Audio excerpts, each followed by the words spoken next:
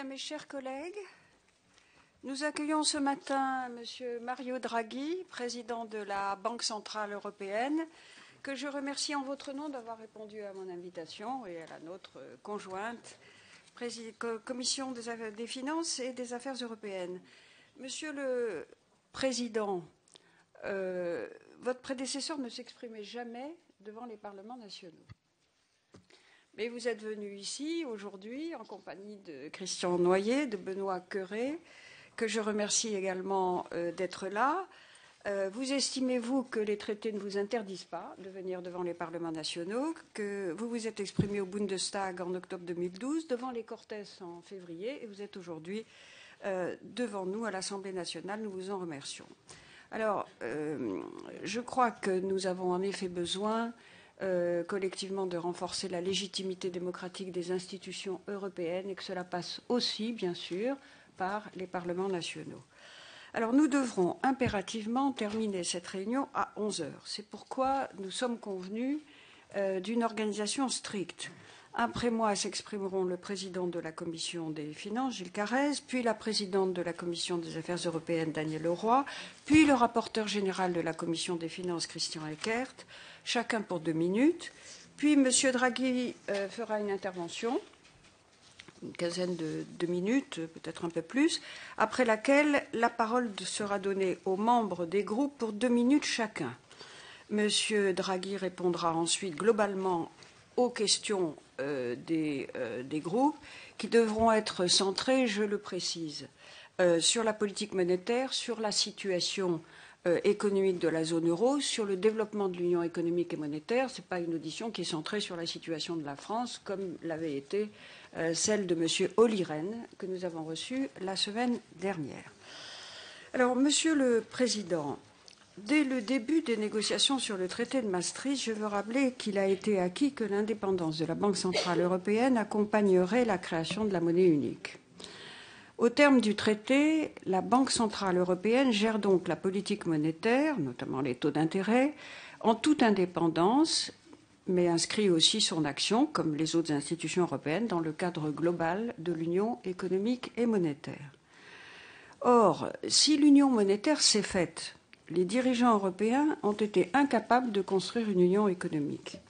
La solution aux difficultés que nous rencontrons aujourd'hui ne réside donc pas, de mon point de vue, ce ne sera peut-être pas un point de vue partagé par tous ici, ne réside donc pas, de mon point de vue, dans l'affaiblissement de la BCE, mais bien dans la mise sur pied de l'union économique qui devrait inclure une union budgétaire et bancaire ainsi qu'une harmonisation fiscale et sociale.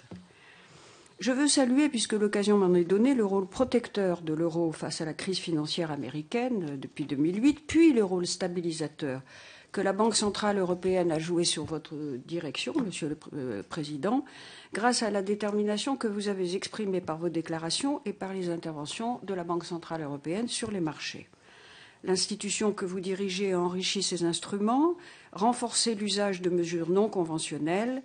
Nous savons à cet égard que le nouveau programme de rachat d'obligations souveraines sur le marché secondaire, dit OMT, est contesté devant la Cour de Karlsruhe. Je veux faire une remarque. On ne saurait admettre, à mon sens, qu'un tribunal national, fût-il constitutionnel, interprète les traités et examine leur application par une institution européenne. Cette responsabilité est celle de la Cour de justice de Luxembourg. Je ne sais pas ce que vous pourrez nous dire, Monsieur le Président, à ce sujet, mais nous serions intéressés par vos remarques. Ma seconde question portera sur l'union bancaire. Après l'accord sur le mécanisme de supervision unique en décembre dernier et le compromis trouvé sur la recapitalisation directe des banques par le mécanisme européen de stabilité la semaine dernière, une solution semble sur le point d'être trouvée sur le principe d'une résolution unique des défaillances bancaires qui sera ensuite complété par un système unifié de garantie des dépôts. Ce serait évidemment une avancée remarquable. Pourriez-vous nous dire comment vous voyez le rôle de la Banque centrale européenne dans cette nouvelle architecture de supervision et de résolution des crises? Et puis, bien entendu, vous aurez sans doute beaucoup de questions sur la question de la croissance, car nous savons très bien que, quels que soient les efforts faits, si nous ne retrouvons pas la croissance, nous aurons beaucoup de mal à atteindre nos objectifs. Comment est-ce que vous pensez pouvoir contribuer à la stimulation de la croissance et faciliter le financement des entreprises. Voilà mes deux questions principales, mais je passe tout de suite la parole à Gilles Carrez. Oui, Monsieur le Président, je souhaiterais à mon tour vous remercier d'avoir accepté l'invitation de notre Assemblée. Il est très important, en effet, que le président de la Banque centrale européenne puisse intervenir auprès des parlements nationaux, et nous attendons tous donc avec impatience votre intervention et vos réponses à nos questions. Pour ma part, j'en aurai deux qui complètent celle que vous a posée la présidente de la Commission des Affaires étrangères. La première concerne les interventions de la Banque centrale européenne sur le marché secondaire des dettes publiques. Vous avez annoncé depuis en septembre dernier que la BCE allait pratiquer ce type d'intervention. Donc je souhaiterais que vous nous précisiez les modalités de ces interventions, les conditions, les limites de ces interventions, et en particulier quelles opérations ont été entreprises par la Banque centrale européenne depuis septembre dernier. Ma seconde question rejoint celle que vous posiez à l'instant, Madame Guigou. Comment envisagez-vous la future directive sur la régulation bancaire, que ce soit au titre de sa mise en œuvre que au titre de l'organisation des instances de contrôle, et en particulier une question que nous sommes posées lorsque nous avons examiné récemment à l'Assemblée la loi de séparation bancaire. La Banque centrale européenne va-t-elle être l'unique instance européenne de régulation bancaire et de contrôle des règles prudentielles, et en particulier, puisque Monsieur le gouverneur de la Banque de France est là et que je salue bien volontiers, cher Christian Noyer, comment allez-vous articuler cette mission de la Banque centrale européenne avec les instances nationales? Voilà, je vous remercie.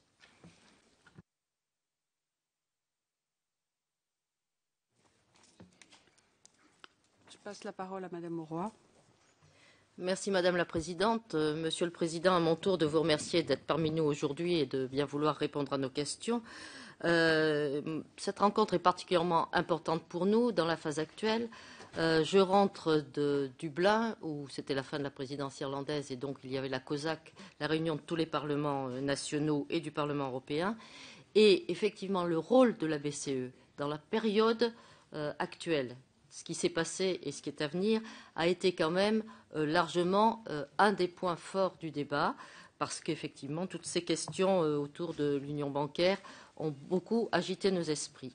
La question qui se pose aussi, c'est quel contrôle démocratique de la BCE pourrait arriver demain? Est-ce que les parlements nationaux pourraient eux aussi participer à cette logique du contrôle avec bien sûr le rôle joué par le Parlement européen? C'est une des choses qui agitait le plus la COSAC. J'ai deux autres questions à vous poser de façon extrêmement brève.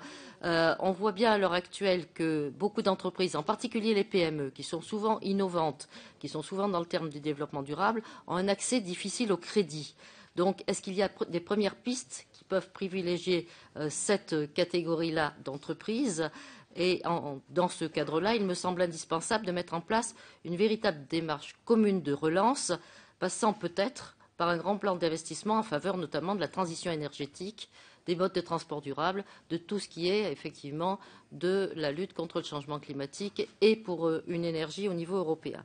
La deuxième grande question que j'aimerais vous poser, c'est avoir votre point de vue sur les financements possibles de ce plan de relance, certes au-delà des moyens encore trop limités qui sont prévus par le pacte de croissance. Je pense en particulier au débat sur la mutualisation progressive de la dette et donc aux eurobonds. Est-ce que vous pouvez nous répondre sur ce plan-là aussi? Je vous remercie. Merci. Christian Eckert. Oui, merci Madame la Présidente. Bienvenue à Monsieur le Président et merci de sa présence. J'aurais 5 questions, dont une ou deux d'ailleurs ont déjà été évoquées, que je voudrais préciser. Premièrement, les mesures conventionnelles qui ont déjà été prises, je veux parler de rachat de dettes publiques des États périphériques ou de rachat de dettes d'État, ne peuvent-elles pas être étendues, en particulier pour faciliter le financement des PME des États périphériques, dont certaines sont en situation de crédit crunch? Ma deuxième question, toujours sur la politique monétaire. consiste à vous demander votre avis sur la politique monétaire, je dirais, accommodante décidée par le Japon pour éviter la déflation. Quel est votre avis sur ce point? Sur la régulation bancaire européenne, le président Carrez a déjà évoqué la question. Quelle articulation donc entre le régulateur européen et les autorités, notamment l'ACP chez nous, déjà existantes? Mais toujours sur la situation bancaire, dans la mesure où la BCE deviendrait l'autorité européenne de supervision, quel est votre avis sur l'état du système bancaire français, notamment, et peut-être européen en général, notamment sur les questions de sous-capitalisation dont certains ont pu parler? Et enfin, et elle rejoint la dernière question de ma collègue présidente de la Commission des affaires européennes, votre avis sur la capacité, l'utilité, l'opportunité, non pas seulement de mutualiser, mais aussi d'emprunter pour l'Union. C'est une question qui est souvent évoquée. Et du poste où vous êtes, je crois que vous êtes un observateur avisé. Et j'aimerais avoir votre point de vue sur cette question. Merci. Collègue, Monsieur le Président, vous avez la parole.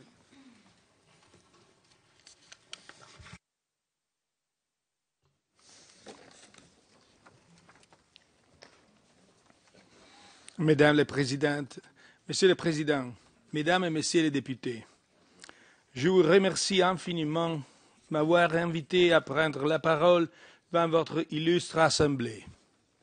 En tant que Président de la Banque centrale européenne, c'est un grand honneur pour moi de m'exprimer dans une nation qui a tant fait pour promouvoir la cause de l'intégration européenne. Il y a exactement 300 ans, en 1713, l'abbé de Saint-Pierre présentait son projet pour rendre la paix perpétuelle en Europe, l'une des premières visions d'une union entre les nations européennes. Cette idée est devenue réalité et nous le devons pour une large part à des générations de penseurs, de précurseurs français. Je pourrais citer ici Jean-Jacques Rousseau, Victor Hugo ou Aristide Briand. Les mérites en reviennent aussi aux bâtisseurs de l'Union européenne moderne, que sont par exemple Robert Schuman, Jean Monnet, Jacques Delors, et j'aimerais aussi reconnaître le rôle de mon prédécesseur Jean-Claude Trichet. En d'autres termes, ce pays a joué un rôle capital dans la construction d'une Europe pacifique, ouverte et unie, celle que nous connaissons aujourd'hui. Toutefois, comme vous le savez, l'Union européenne et la zone euro en particulier doivent trouver des réponses à des questions importantes concernant leur avenir. Elles ont besoin d'un nouveau consensus sur la manière d'aller de l'avant. Je suis convaincu que la France jouera de nouveau un rôle essentiel dans ce processus. Mes remarques introductives porteront sur 3 thèmes: la politique monétaire de la BCE, la croissance et l'ajustement de la zone euro et les progrès accomplis dans la voie du renforcement de l'union économique et monétaire. Je m'exprime ici aujourd'hui pour exposer le point de vue de la BCE, mais aussi pour écouter et pour apprendre. J'attends avec intérêt vos opinions ainsi que vos questions. And now I would go to English. I would start in English because mon français, comme je dis souvent, est trop rouillé pour continuer. Let me begin Permettez-moi de commencer par la politique monétaire de la BCE. As you know, the Comme vous le ECB's savez, mandate le mandat de la is to BCE, maintain price stability. c'est de maintenir la stabilité des prix, qui est to support essentielle long-term pour growth, conforter la croissance à long terme, defend citizens' purchasing préserver power, le pouvoir d'achat des and citoyens maintain de la zone sustainable euro and high et employment. pour maintenir durablement un niveau In d'emploi order élevé. to deliver Afin our d'accomplir mandate, notre mission, the ECB has la done a BCE great a deal fait to beaucoup support pour the euro soutenir economy. l'économie de la zone euro. Premièrement, nous avons réduit notre principal taux d'intérêt pour le ramener au niveau historiquement bas de 0,5%. 0,5%, je l'ai bien dit. Deuxièmement, nous avons mis en œuvre une série de mesures visant à ce que les banques puissent répercuter ces faibles taux d'intérêt sur le crédit au sein de l'économie réelle. Dans le cadre de ces mesures, nous permettons aux banques d'emprunter auprès de la BCE toute la liquidité dont elles ont besoin. Nous avons élargi la gamme des garanties qu'elles peuvent mobiliser pour accéder à cette liquidité. Nous sommes intervenus sur les marchés obligatoires pour remédier à leur dysfonctionnement, par exemple celui de la dette souveraine ou celui des obligations sécurisées. Nous avons lancé 2 opérations de refinancement à plus long terme, d'une durée de 3 ans, qui ont permis d'injecter plus de 1 000 milliards d'euros dans le système bancaire de la zone euro. Au total, notre bilan est passé d'un peu moins de 1 500 milliards d'euros avant la crise à plus de 3 000 milliards d'euros à son plus haut. Notre action est ciblée essentiellement sur les banques, car les prêts bancaires constituent, dans la zone euro, le canal principal par lequel les entreprises et les ménages accèdent au financement. Environ les 3/4 du financement externe des entreprises sont fournis par le secteur bancaire, contre seulement 1/4 à peu près aux États-Unis. Dès lors, il est essentiel de soutenir le système bancaire pour conforter la croissance dans la zone euro et pour remplir notre mandat qui consiste à maintenir la stabilité des prix. Plus récemment, la BCE a agi pour éliminer les craintes infondées concernant l'intégrité future de notre union monétaire. Ces craintes engendraient de graves turbulences sur les marchés financiers et empêchaient nos taux d'intérêt bas d'atteindre les pays qui en avaient le plus besoin. Par conséquent, nous avons observé dans ces pays un risque de rationnement généralisé du crédit. Les questions qui se posaient concernant la soutenabilité budgétaire et la défiance croissante des marchés commençaient à avoir un effet de contagion sur les secteurs bancaires nationaux. Cette évolution aurait eu de graves répercussions sur la croissance et l'emploi. En effet, les investisseurs ont soudain douté que la zone euro puisse continuer d'exister dans la composition qu'elle avait alors. La perspective du non-remboursement en euros des créances détenues sur les gouvernements et sociétés privées de plusieurs pays gagnait du terrain. Nous avons réagi en mettant en place le programme des opérations monétaires sur titre OMT, qui prévoyait a priori des interventions illimitées sur les marchés de la dette souveraine. L'annonce du programme des OMT a permis de rétablir le bon fonctionnement du marché et de restaurer la confiance dans la zone euro.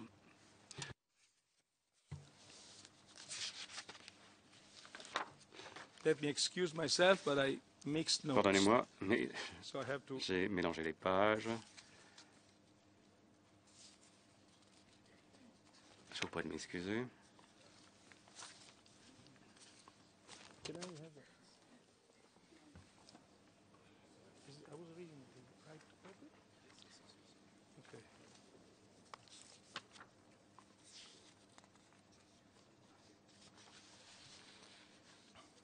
Par exemple, depuis cette annonce, les marchés obligataires sont plus stables, apportant la discipline sans avoir d'effet destructeur. Les écarts de rendement souverain à long terme de l'Espagne, de l'Italie et de l'Irlande ont enregistré un recul compris entre 150 et 250 points de base, le repli ayant même atteint près de 500 points de base pour le Portugal. Cette diminution des spreads a également permis de réduire la fragmentation des marchés financiers au sein de la zone euro, comme en témoigne le meilleur indicateur dont nous disposons, à savoir le niveau des soldes target, qui ont baissé de 285 milliards d'euros, soit 25%, par rapport au point le plus haut atteint l'année dernière. La France, à l'instar des autres pays de la zone euro, a largement profité de cette stabilisation. En bref, la BCE a été très active dans sa réponse à la crise.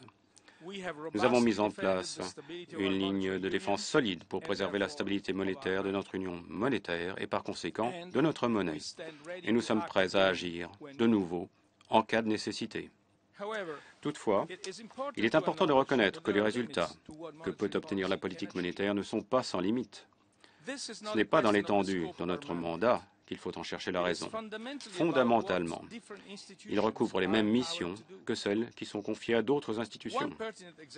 Cette situation est parfaitement illustrée, et je pense que c'est une réponse à une des questions qui m'a déjà été posée, parfaitement illustrée par la pénurie actuelle des crédits affectant de nombreux ménages et petites et moyennes entreprises. La fourniture de crédits présuppose des financements, des capitaux et une évaluation positive du risque. La Banque centrale peut contribuer à assurer les financements et à éliminer le risque macroéconomique, mais elle ne peut fournir les capitaux ni influencer l'évaluation par les banques de la solvabilité des emprunteurs. De même, la politique monétaire ne peut créer de la croissance au sein de l'économie réelle.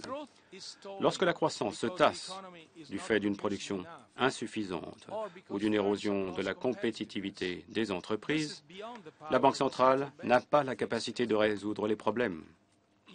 Pourtant, la zone euro a besoin d'une croissance durable. À l'heure actuelle, plus de 19 millions de personnes sont au chômage dans la zone euro. Près d'un quart des jeunes se trouvent actuellement sans emploi. Des niveaux de chômage aussi élevés sont une tragédie. En outre, lorsque l'activité économique est faible, le nombre de contribuables diminue et les recettes fiscales baissent. Cette évolution pèse sur les finances publiques et en fin de compte sur notre modèle social.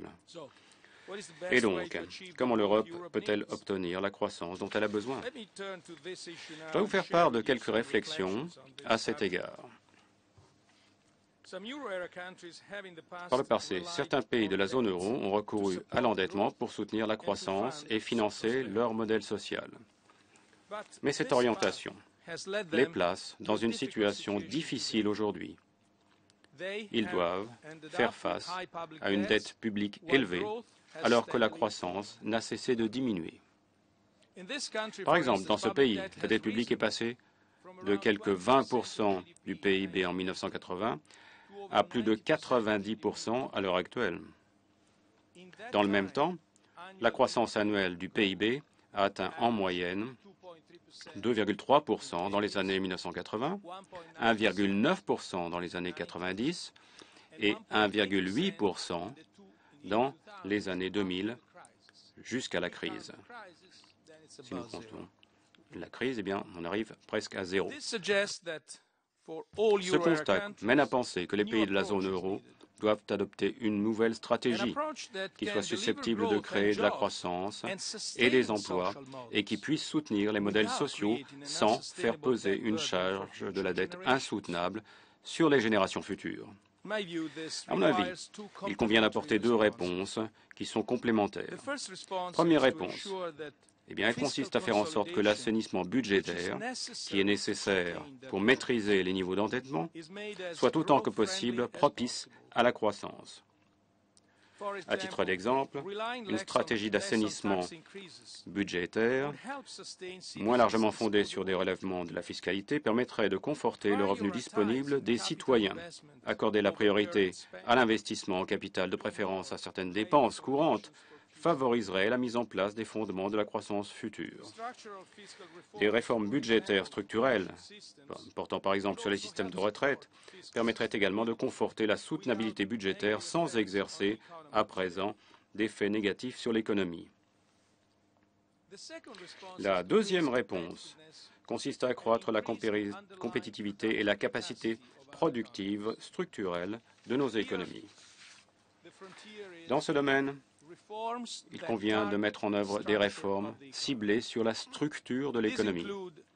Il s'agit notamment de réduire les barrières à l'entrée pour les nouvelles entreprises et les jeunes et de lever les obstacles entravant l'activité économique telles que la complexité des lois fiscales et du droit du travail ou les réglementations qui sont source de distorsions. Réformer le marché du travail est aussi essentiel pour créer le plus possible d'opportunités d'emploi.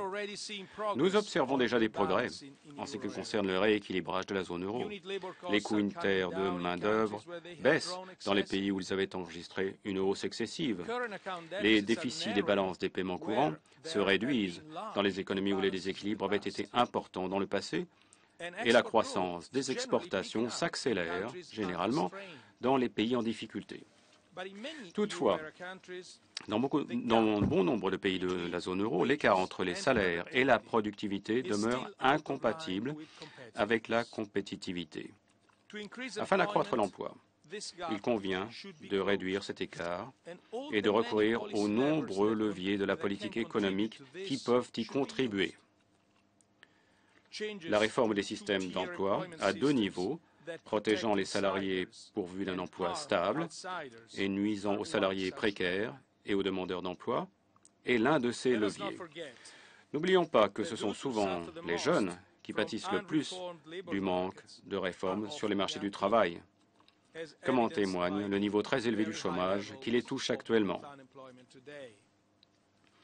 Par conséquent, je me félicite de l'initiative prise conjointement par les ministres français et allemands du Travail pour apporter des solutions dans ce domaine. Cette constatation met en évidence un aspect important des réformes. En restaurant la compétitivité et en créant des opportunités pour un plus grand nombre de personnes, elles profitent à la majorité, pas à quelques-uns seulement. Elles sont l'expression de la solidarité entre les citoyens. La solidarité entre les pays est également importante, mais elle n'aurait aucun sens en l'absence de solidarité au sein des pays.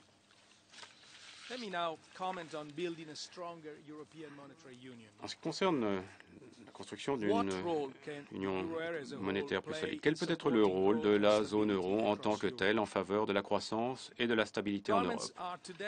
Cette question est aujourd'hui au cœur de la réflexion des gouvernements. Ils s'interrogent sur les failles que contenait l'architecture originelle de l'union économique et monétaire. Quelles responsabilités convient-il de partager au niveau européen et quels sont les enjeux devant rester du ressort national? Bien que, à mes yeux, ce débat doit être guidé par une seule préoccupation. Comment protéger au mieux les intérêts fondamentaux des citoyens de la zone euro? Et lorsque la réponse appelle des transferts de souveraineté, eh bien, il faut y consentir sans hésitation. L'union bancaire en est un exemple patent. L'union bancaire est essentielle pour 3 raisons au moins. D'une part, pour pérenniser les progrès accomplis dans la voie du retour vers l'intégration des marchés financiers. D'autre part, pour stabiliser les conditions financières tant dans les pays clés que dans les pays de la périphérie de la zone euro. Enfin, pour restaurer l'unicité de notre union monétaire. Elle comporte 2 éléments indispensables. Un mécanisme de surveillance unique, le mécanisme MSU, SSM en anglais, et un mécanisme de résolution unique, MRU, SRM en anglais. Un système robuste de surveillance commune est crucial pour renforcer la confiance dans la solidité des banques de la zone euro, qui a pâti des défaillances de la surveillance par le passé. Des progrès ont déjà été accomplis dans ce domaine, et les missions de supervision seront confiées à l'autorité de surveillance unique 1 an après l'adoption de la législation. Mais, pour que la surveillance commune soit crédible, elle doit être complétée par un dispositif permettant d'assurer la liquidation des banques défaillantes sans engendrer d'instabilité financière. C'est la raison pour laquelle nous avons besoin d'un mécanisme de résolution unique. Et il est nécessaire de lui donner une puissante dimension européenne afin qu'il puisse s'occuper efficacement des grandes banques internationales. Une union plus forte est toutefois indispensable. La zone euro doit se rapprocher. Un rapprochement doit s'opérer entre les pays de la zone euro dans tous les domaines de la politique économique. L'appel lancé récemment par le président français et la chancelière allemande en faveur d'une union économique plus étroite témoigne que ce message a bien été entendu. Mais il est important de mettre la forme en plein accord avec le fond. Je considère qu'une véritable union économique a une triple signification. Premièrement, chaque pays veille à ce que son économie nationale fonctionne correctement, sans déséquilibres externes et sans un chômage élevé. Une union économique forte passe par des économies nationales fortes. Deuxièmement, elle implique certains transferts de souveraineté au niveau européen. Les pays acceptant les décisions prises pour le bien de la zone euro dans son ensemble, même si, parfois, un ou plusieurs d'entre eux peuvent être en désaccord. Troisièmement, elle signifie que les mêmes règles s'appliquent à l'ensemble des membres de l'Union monétaire. Ce n'est pas seulement une question de justice entre les pays, il s'agit aussi d'une condition préalable à l'approfondissement de l'intégration. Une union fondée sur une solidarité mutuelle peut être envisagée seulement s'il est certain que chaque membre respecte les règles. Pour toutes ces raisons, une union économique plus étroite présuppose un renforcement concomitant de l'union politique. Une extension des pouvoirs au niveau européen doit être contrebalancée par une plus grande légitimité démocratique. À cet égard, tant le Parlement européen que les parlements nationaux ont un rôle essentiel à jouer. Comme Herman Van Rompuy l'a rappelé, les parlements nationaux sont devenus des institutions de l'Union européenne. Je voudrais à présent conclure mon intervention. La zone euro a réalisé de grandes avancées ces dernières années, mais elle doit encore relever de nombreux défis. Pour ce faire, il appartient aux gouvernements nationaux et aux institutions européennes de travailler de concert. La BCE fait tout ce qui est en son pouvoir pour stabiliser les marchés et soutenir l'économie. À présent, c'est au gouvernement et au Parlement de tout mettre en œuvre pour rehausser la croissance potentielle, renforcer la compétitivité et construire une UEM plus forte et plus stable. J'ai été impressionné d'apprendre qu'en 1871, Victor Hugo lançait devant cette Assemblée un appel en faveur de la création d'États-Unis d'Europe. La France peut aujourd'hui montrer la même ambition et contribuer à ce que la zone euro franchisse un nouveau cap. Mesdames et messieurs, je vous remercie de votre attention. Le président de la Commission des finances qui va avoir la redoutable responsabilité de passer la parole aux députés qui se sont inscrits. Je lui laisse la parole. Merci, Madame la Présidente, de votre sollicitude. Alors, pour la bonne organisation, nous avons de très très nombreux inscrits qui étaient déjà inscrits ce matin. Et je vais proposer tout d'abord à un intervenant par groupe de s'exprimer. Je rappelle que la règle, c'est 2 minutes. Puis nous prendrons d'autres interventions dans une première série et Monsieur le Président de la BCE répondra à cette première intervention, puis nous prendrons une seconde série. Donc je vais commencer par passer la parole. Alors il n'y a pas d'intervenant spécifiquement désigné par groupe, mais je vais passer la parole peut-être au plus ancien dans le grade le plus élevé du groupe SRC. Je veux parler de M. Glavany. Je ne crois pas, Monsieur le Président, que je sois le plus ancien dans le grade le plus élevé, mais je vous remercie de me donner la parole quand même. Monsieur le Président, merci beaucoup de votre invitation, de votre intervention. Et je voudrais, moi, vous inviter à une visite ou à une revisite institutionnelle au travers des traités qui ont créé la BCE et qui fixent ses missions, ce que vous avez appelé tout à l'heure l'architecture originelle. Je voudrais en particulier vous interroger sur votre indépendance et sur l'exhaustivité de vos missions. Sur l'indépendance de la BCE, d'abord, on sait d'où vient cette indépendance, d'un compromis. Nous sommes ici quelques-uns à pouvoir témoigner des dialogues entre François Mitterrand et Helmut Kohl dans les années 80. Nous savons que la création volontariste de la monnaie unique par François Mitterrand n'a été obtenue qu'au prix de la condition de l'indépendance que fixait Helmut Kohl. Mais je voudrais revenir là-dessus parce qu'à l'heure de l'émergence souhaitable, vous en parliez à l'instant, d'une gouvernance économique renforcée, comment envisagez-vous cette indépendance? Est-ce une indépendance dialogue, une indépendance coopération, une indépendance partenariat? C'est une question majeure, car l'indépendance à l'égard des institutions politiques démocratiques est une question de légitimité démocratique, comme vous le disiez vous-même à l'instant. Quant à l'exhaustivité de vos missions, on sait que ces missions sont définies sur une base purement monétaire et financière et exclut nominativement, en tout cas, la croissance et l'emploi. Croissance et l'emploi que pourtant des dangereux révolutionnaires comme Clinton ou Stiglitz avaient inscrit dans les missions de la Réserve fédérale. Et donc, dans cette période de crise économique et de chômage massif, je voudrais vous demander comment vous vivez ce que j'oserais appeler ce corset statutaire. Estimez-vous souhaitable est envisageable de le transformer? Je vous remercie. Merci, Monsieur Glavany. Pour le groupe UMP, Monsieur Poniatowski. Merci, Monsieur le Président. Monsieur le Président, j'aimerais vous entendre sur la relance de l'économie, des économies de la zone euro. Vous venez de dire d'ailleurs que c'est un objectif fondamental. Depuis maintenant 6 ou 7 ans, on voit bien que la Fédérale Réserve et la BCE n'ont pas ménagé leurs efforts à la fois de créativité et d'imagination pour s'efforcer de relancer leurs économies respectives. Sauf que il y a une différence fondamentale dans leur politique monétaire à chacune d'entre elles.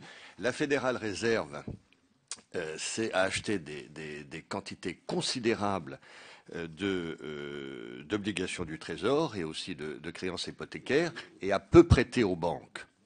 La BCE a fait exactement l'inverse et a essentiellement prêté à ces banques. Et on voit bien que ces considérables injonctions de liquidité, en réalité, n'ont pas produit leurs effets, et vous l'avez vous-même déploré d'ailleurs, n'ont pas été injectées dans l'économie réelle, puisque les banques européennes ont essentiellement augmenté leurs réserves et on peut prêter à l'économie réelle. Alors moi, j'aimerais vous entendre sur ce sujet et savoir qu'est-ce que vous pouvez faire, qu'est-ce que vous comptez faire pour mieux alimenter l'économie réelle de la zone euro. Merci, Monsieur Piron. Merci, Monsieur le Président, et je m'associe aux remerciements qui ont déjà été formulés à l'égard de Monsieur Draghi. 2 questions. La première porte sur le mécanisme de surveillance et la supervision unique. Où en est-on des accords ou des désaccords à l'intérieur de l'Union européenne sur la précision ou le degré de surveillance de ce mécanisme? Je pense notamment aux caisses d'épargne allemandes. Et d'autre part, prolongeant cette question, quel rôle envisagez-vous, si vous l'envisagez, des parlements nationaux par rapport au rôle que pourrait jouer la Banque centrale quand elle exerce sa mission de superviseur? Deuxième question concernant le mécanisme de résolution. On sait qu'il y a aussi certains blocages, parfois même institutionnels. Il y a des États centralisés, nous en sommes, et d'autres fédéraux. Où en est-on également de certains blocages s'agissant de la résolution? Si, Madame Sass. C'est Monsieur Alauzet. Monsieur Alauzet, alors. Merci, Monsieur le Président. Merci, Monsieur Draghi. Tout d'abord, je souhaitais vous féliciter pour votre initiative à l'automne dernier de couverture des dettes souveraines par la BCE, qui a sans doute sonné la fin du désordre à cette époque. J'ai 2 questions à vous poser. La première concerne la politique de la BCE, qui apparaît pour de nombreux Français trop rivés sur le seul critère de l'inflation, ce qui ne semble pas le cas des banques centrales des continents nord-américains et asiatiques, où les questions économiques, la question cruciale de l'emploi, jouent un rôle important. Ma question est donc la suivante. Quelle est votre analyse comparée des politiques des banques centrales? Ma deuxième question concerne le mécanisme de résolution des crises bancaires. Selon vous, quelle doit être la contribution respective, en cas de crise européenne, des contribuables, des petits déposants et des déposants de rang supérieur, et notamment des créanciers seniors? Je vous remercie. Merci. Monsieur Bocquet. Oui, merci, Monsieur le Président. 2 questions de votre tour de contrôle. Que pensez-vous, que pense la BCE sur le grand problème de l'évasion fiscale, des paradis fiscaux, qui font qu'en Europe, c'est une perte de 1 000 milliards, c'est-à-dire l'équivalent d'une année budgétaire du budget de l'Union européenne. Quelle action éventuelle mène la BCE? Et la deuxième question, elle est un peu corollaire, c'est la question sur l'harmonisation fiscale. Par exemple, l'Union européenne et la BCE ont volé au secours des banques irlandaises sans aucune contrepartie, puisque le taux d'imposition des sociétés est resté à 12%, ce qui contribue justement à cette distorsion que vous évoquiez qui règne dans l'Union européenne. Merci. Merci, Monsieur Bocquet. Enfin, Monsieur Charras, au nom des différents groupes. Merci, Madame et Messieurs les Présidents. Monsieur le Président de la BCE, Merci de votre visite et de votre intervention. Je voudrais vous dire que les politiques que vous avez entreprises à la tête de la BCE pour retrouver la confiance des marchés semblent porter leurs fruits. Fonds d'intervention et union bancaire ont été les figures de proue d'une Europe plus solidaire et plus forte. Hier encore à Berlin, vous avez soutenu que grâce à votre programme d'opérations militaires sur titre, la zone euro était un lieu d'investissement plus stable et flexible. Néanmoins, ces mesures, jumelées avec la cure d'austérité voulue par Bruxelles, ne laissent entrevoir aucune croissance potentielle de nos pays. Et dans son rapport annuel, l'OCDE a revu à la baisse les prévisions de réduction du PIB européen. On passe de 0,1% en novembre 2012 à moins 0,6% au mois de mai dernier. Et l'inflation maintenue à 1,40% à la fin de ce semestre ne garantit pas la hausse des salaires escomptés. Le taux de chômage de la zone euro atteint un niveau historique de 12,2%. La quête inexorable de gains de productivité sans politique conjoncturelle accommodante pour les investissements et l'accès au crédit des PME ne peut qu'engranger des coûts sociaux considérables qui pourraient se traduire par une crise morale et politique. Dans le reste du monde, les politiques monétaires volontaristes menées par la Banque du Japon et la Réserve fédérale américaine en faveur de l'emploi permettent à ces pays un réel redémarrage de leur activité. Ma question est donc simple, Monsieur le Président. Quelles mesures concrètes, au regard du constat économique de la zone euro, s'imposent pour retrouver des perspectives positives d'une croissance qui, pour l'instant, nous a échappé et nous échappe encore? Merci, Monsieur le Président de la Banque centrale européenne, pour répondre à cette première série d'interventions au niveau de nos différents groupes. Merci. Thank you very much. Again, I apologize for not speaking French. Encore une fois, pardonnez-moi de ne pas parler français. The number of questions is impressive. I hope to, le nombre de questions est impressionnant. Il y en a beaucoup, j'espère pouvoir apporter une réponse à chacune d'entre elles. Si j'en oublie, je vous demande de me le rappeler. Alors, notre première réponse concerne l'un des thèmes les plus commentés dans toutes ces questions, c'est la croissance. La croissance nous échappe encore. Je vais vous donner le scénario de la BCE. Sans aucun doute, la faiblesse de l'année dernière s'est projetée sur cette année, l'année 2013. Notre scénario envisage une reprise graduelle pour la fin de l'année. Cette reprise viendra des exportations, viendra de notre politique monétaire accommodante, dont je vais parler dans un moment, et viendra également du prix de l'énergie en baisse, ainsi que de la faible inflation que nous projetons pour cette année et pour l'année prochaine. Devrait venir également, et viendra également dans certains cas, de certains des premiers avantages que nous tirons de la première mise en œuvre de certaines réformes effectuées. En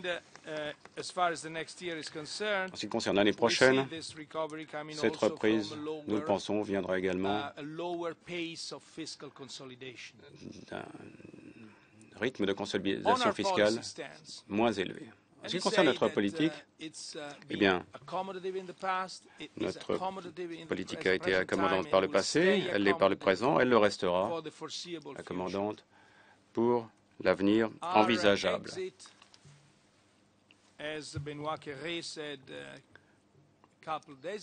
Comme il a été dit il y a 2 ans, la résolution de tous les problèmes reste distante. Mais en même temps, nous gardons l'esprit ouvert en ce qui concerne tous les autres instruments possibles que nous considérons comme appropriés. Nous les adopterons. Parallèlement, nous continuons de voir des flux de crédit faible.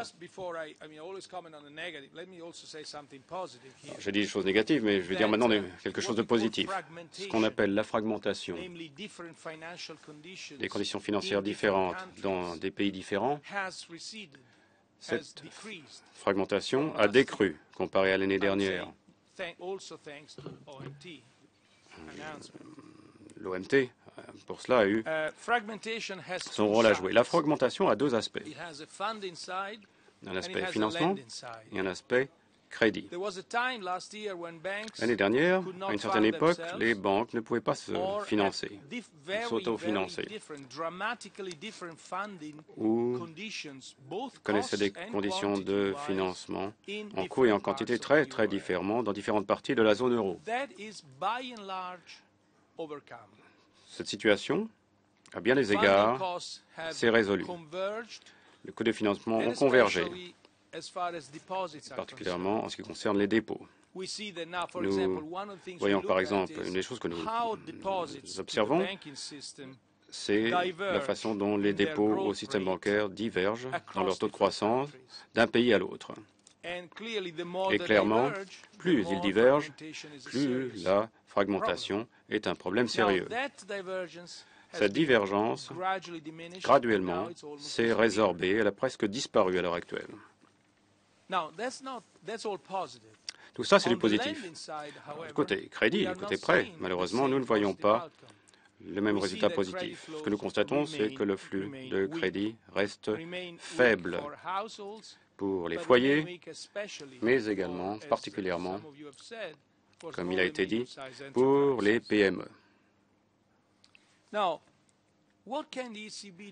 Que peut faire la BCE à cet égard? Je pense l'avoir évoqué.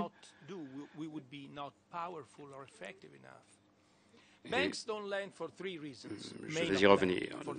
Les banques ne prêtent pas pour trois raisons éventuelles. Tout d'abord, un manque de fonds.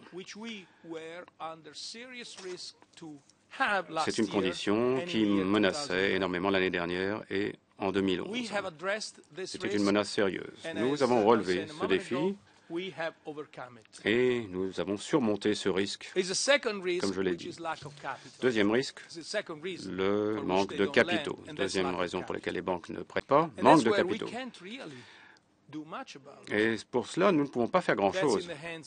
C'est entre les mains des banques, de leurs actionnaires et des États. Ça revient également, et je vais en parler dans un moment, à constater de façon transparente quel est l'état de santé réel des bilans des banques. Ces bilans sont-ils en bonne santé ou pas? Il faut être clair là-dessus. Troisièmement, ce qu'on appelle l'aversion au risque. Il y a deux types d'aversion au risque. Les banques ne prêtent pas car elles ont peur que le risque macroéconomique, le risque général de la situation macroéconomique, par exemple le risque que nous avons connu l'année dernière lorsque les gens pensaient que la rupture de l'euro pourrait survenir. Nous avons répondu à cette menace. C'est notre tâche et nous y répondons grâce à notre politique monétaire. Et puis il y a un autre risque. Le risque que le client de la banque ne remboursera pas son crédit. C'est un risque microéconomique et cela, nous ne pouvons pas y remédier non plus. Ce n'est pas de notre ressort. Certains d'entre vous ont fait des comparaisons entre la BCE et la Fed ou la Banque du Japon. Nous ne faisons pas de commentaires sur d'autres banques centrales, mais en ce qui concerne notre mandat tel qu'il nous est confié par le traité, eh bien, je dirais que l'objectif principal, c'est le maintien de la stabilité des prix. Et je dirais vers le bas comme vers le haut. Stabilité montante ou descendante. Mais il y a d'autres systèmes institutionnels et financiers qui diffèrent, particulièrement eu égard aux États-Unis. Par comparaison aux États-Unis, dans la zone euro, 3/4 de l'intermédiation de crédit passe par les banques. Aux États-Unis, 3/4 de l'intermédiation des crédits passe par les marchés des capitaux. C'est la raison pour laquelle nous devons travailler avec les banques. C'est la raison pour laquelle la Fed, elle, travaille essentiellement par le biais des marchés des capitaux. Je pense que ceci explique pourquoi nous avons tant travaillé avec les banques. Je vais maintenant passer à d'autres questions précises. L'une concernait l'OMT, le programme OMT. Le programme OMT a permis de parvenir à tous les résultats, comme il a été dit aujourd'hui, et à d'autres reprises, et pas un euro n'a été dépensé en rachat d'obligations d'État. Ce qui signifie, ce qui montre le succès et le pouvoir de cette politique. Cela montre aussi à quel point les peurs étaient injustifiées et spéculatives, les peurs sur l'explosion potentielle de l'euro. Et donc, nous avons fait exploser une bulle à cette époque, une bulle qui était très risquée, ceci dit, pour l'économie de l'eurozone et la croissance de notre zone euro. L'OMT, en tant que tel, s'adresse à cette partie du spread qui est provoquée par les peurs potentielles non fondées d'un système systémique de l'euro, d'un risque, systémique de l'euro. Ce programme a effectivement bloqué la spéculation, était très efficace, et il peut être réactivé dès qu'il en ait besoin. Il est accompagné d'une conditionnalité. Ce n'est pas une intervention, un programme inconditionnel. Cette conditionnalité s'exprime par la nécessité pour les États, pour les pays qui souhaitent l'activation de l'OMT, signent un programme avec l'ESM et avec le Fonds monétaire, le FMI, pardon. Cela s'adresse à un secteur spécifique du marché obligataire, l'émission jusqu'à 3 ans, l'émission à court terme donc, d'obligations. Et ce programme doit fonctionner dans une transparence totale. Donc, qui détient quoi, qu'est-ce qui est acheté, quelle est la maturité, tout cela doit être communiqué au marché, dans la transparence. Voici donc les principales spécifications techniques essentielles du programme. Alors, ce qui a trait à ça, c'est l'aspect des liens de la BCE avec la Cour européenne de justice. Et j'ai parfaitement confiance dans le pouvoir des cours constitutionnelles allemandes qui examineront indépendamment et équitablement tous les conseils qui leur ont été donnés en ce qui concerne le programme OMT et ce qui concerne la BCE.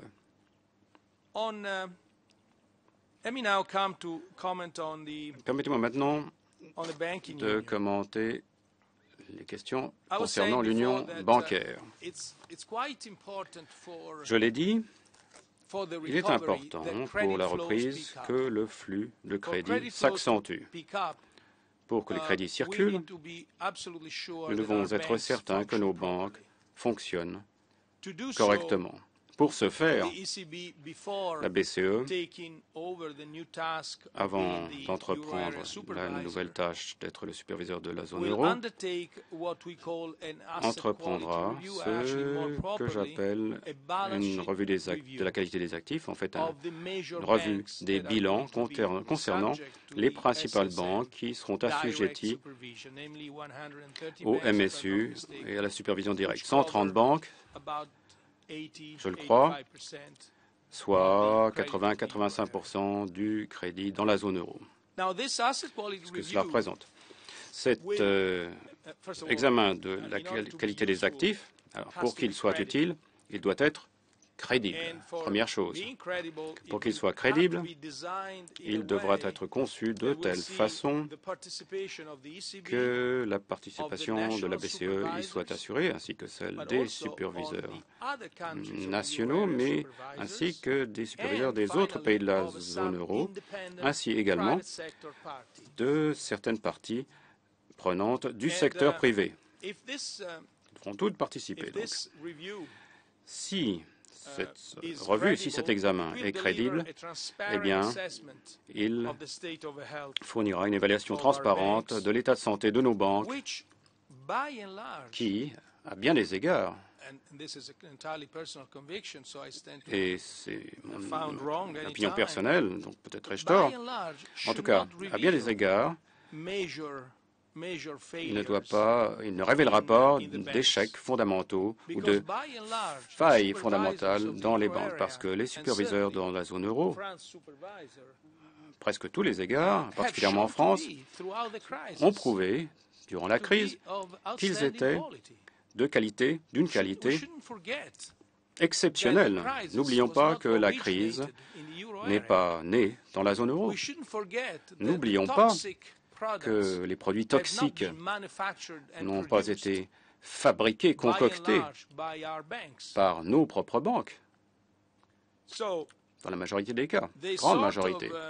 Et donc, cette détérioration dans la qualité des crédits que nous trouverons peut-être, que nous trouverons sûrement même, est en grande partie due à la récession elle-même, aux crédits non performants qui ont été produits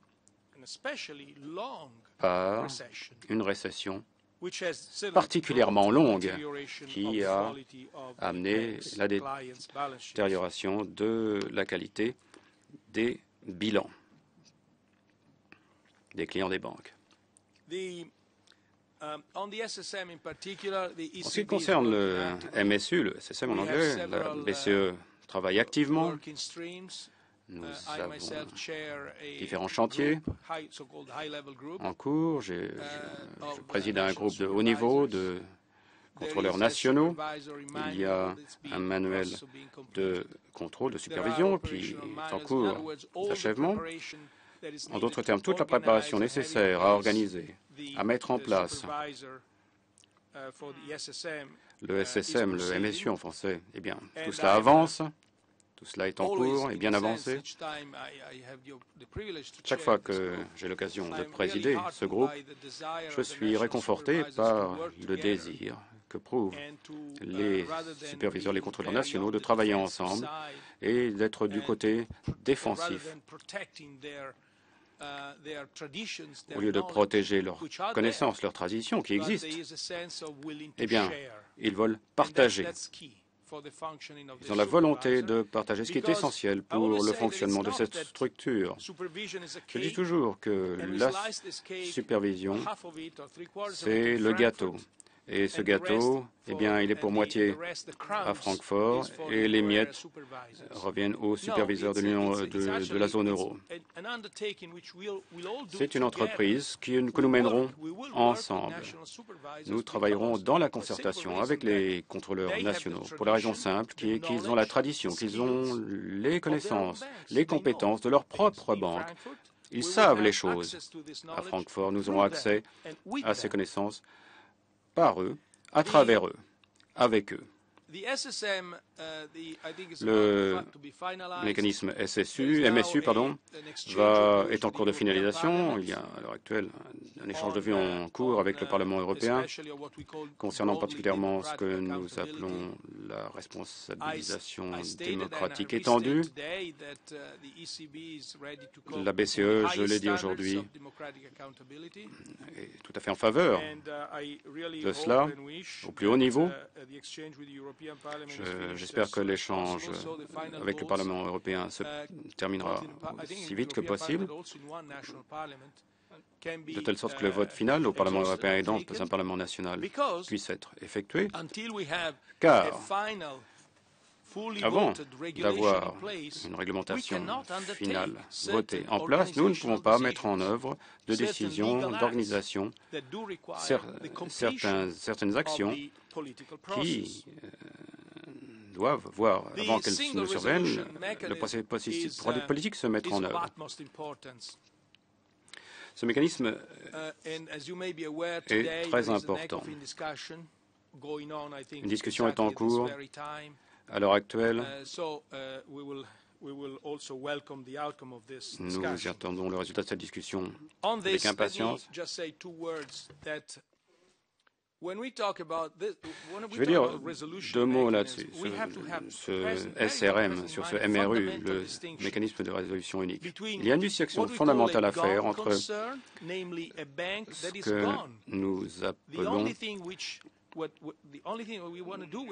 une banque qui a des problèmes à résoudre, chose à voir. Maintenant, ces banques résoudre son propre problème. Et à cet égard, les deux éléments clés à décider, c'est quel est l'ordre à suivre, selon lequel les actionnaire, les créditeurs vont bien être obligés de payer pour cette résolution dans une banque individuelle. Ici, nous avons une expérience réussie depuis longtemps aux États-Unis. C'est le mécanisme de résolution unique du FDIC. Je pense qu'il n'est pas besoin de réinventer la roue ici. On peut en adapter certaines parties, tout simplement à la spécificité de notre contexte de la zone euro, et c'est tout. Et je pense que c'est le chemin que nous suivons, que la Commission suit dans ses propositions et également dans les discussions au sein de l'ECOFIN. Deuxième point, en ce qui concerne ce MRU, mécanisme de résolution unique, c'est le suivant. À quel moment doit-on décider d'utiliser des fonds publics dans le processus de résolution? Voilà, ce sont les deux points clés. Il y en a un troisième. Ceci dit, doit-il y avoir de la flexibilité dans les juridictions nationales différentes pour la façon d'exhauster d'aller au bout de chaque catégorie de créditeurs et dans le moment où il convient d'utiliser de l'argent public? Je pense qu'il doit y avoir le moins de possibilités possibles pour les affaires déjà traitées, les affaires déjà conclues. Aux États-Unis, il n'y en a pas. L'argent public ne sert et n'est utilisé que exceptionnellement et que lorsqu'il y a le danger de voir surgir une peur qu'il puisse y avoir un risque systémique, que la résolution de cette banque précise puisse déchaîner des développements, des événements qui pourraient éventuellement affecter le reste du système bancaire. Donc, dans ces cas précis, il y a des critères de majorité spéciaux. Alors, en ce qui concerne les affaires en cours maintenant, c'est différent. Les banques qui manquent de capitaux, mais en ce qui concerne tout le reste, ce sont des banques viables, elles.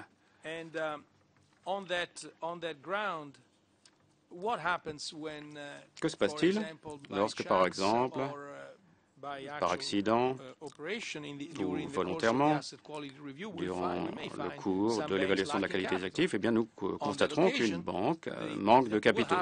Eh bien, ce qui se passera, c'est ce qui se passe aujourd'hui. C'est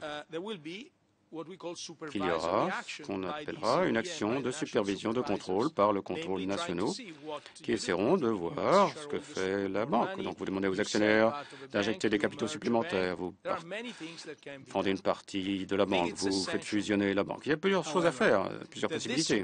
Mais il est essentiel que ces actions de contrôle puissent survenir comme aujourd'hui, dans une situation de marché financier bien ordonné. Aujourd'hui, quand ces circonstances surviennent, il n'y a pas de panique. La banque est prise en charge. Quels que soient les problèmes, eh bien, on les traite sans désordre, sans paniquer. Il est très important donc que, quelle que soit la régulation qui soit votée, qui sera utilisée, nous tenions en compte la nécessité de créer de l'ordre, de la discipline, et donc, de telle sorte que les actions de contrôle très complexes mais nécessaires puissent survenir dans un environnement financier bien ordonné.